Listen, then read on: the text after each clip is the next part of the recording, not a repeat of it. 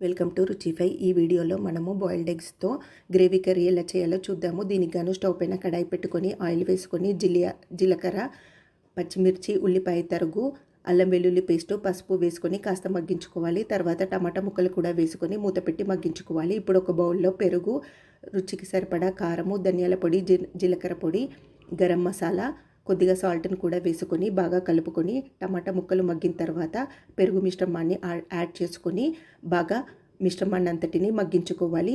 దీంట్లో రుచికి సరిపడా సాల్ట్ని కూడా వేసి బాగా కలుపుకోవాలి.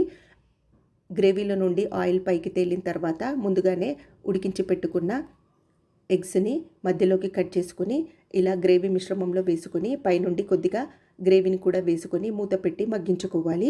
చివరగా కొత్తిమీర కూడా వేసుకొని వేడివేడిగా అన్నంతో సర్వ్ చేసుకుంటే బాయిల్డ్ ఎగ్స్తో గ్రేవీ కర్రీ అనేది రెడీ అవుతుంది. రెసిపీ నచ్చితే లైక్ చేయండి, ఛానల్ సబ్స్క్రైబ్ చేసుకోండి.